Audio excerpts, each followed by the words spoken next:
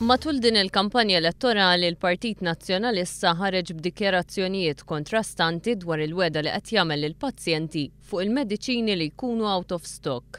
F'konferenza tal-aħbarijiet organizzata mill-Partit Laburista intwerew serje ta' verżjonijiet kontrastanti li saru minn Lorenz Gonzi, mill-Viċi Kap Nazzjonalista Simon Busuttil u mill-Ministru Tonio Fenech. Fuħut minnhom jintqal li l-pazjenti se jirċievu biss il-flus lura tal-prezz li jkun ħallas il-Gvern u mhux kemm ikunu ħallsu huma fl-ispiżerija privata. F'oħrajn l-istess kelliema jinstemaw jgħidu li l-pazjent mhux se jħallas xejn u l-Gvern se jirranġaw mal-ispiżjara.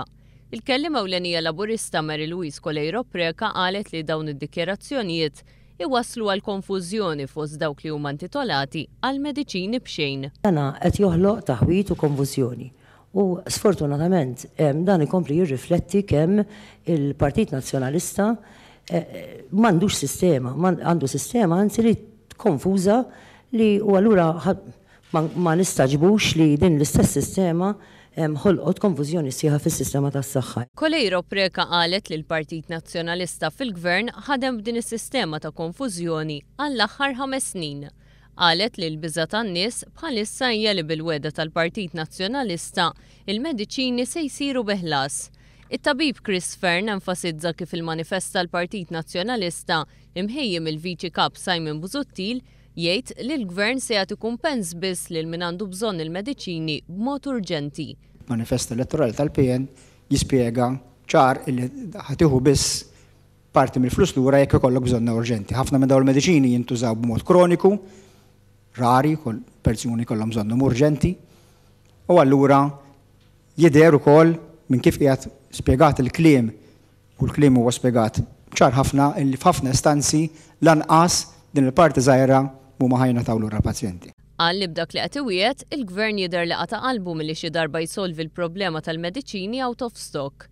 Ta' eżempju prattiċi ta' kemm se jkollhom iħallsu iktar il-pazjenti li jixtru l-mediċini mingħand l-ispiżjar wara li l-Gvern ikun xtrom bi prezz ferm irħas. L-ispiżjar Adrian Meli semma l-problemi li jiltaqgħu magħhom l-ispiżjara li operaw fis-sistema tal-ispiżerija tal-għażla tiegħek, fost oħrajn il-burokrazija. L-akbar problema hija li ħafna mediċini kienu qed ikunu out of stock.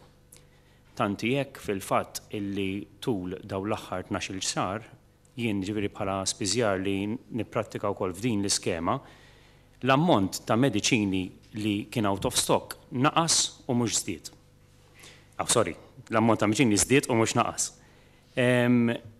Il-problema ta' da kollu ġej minħabba il-procurement ukoll tal-mediċini, ġifieri il-mod kif jinxtraw il-mediċini. Għalli minkejja li 3 snin ilu l-Ministru tas-Saħħa Joe Cassar wiegħed li se tinbidel is-sistema ta' kif jinxtraw il-mediċini, din il-weda ma nżammitx. Matul il-konferenza kien spjegat kif Gvern ġdid se jbiddel is-sistema ta' xiri, jiddaħħlu sistemi moderni teknoloġiċi li bihom fost oħrajn ikun hemm stock taking aħjar.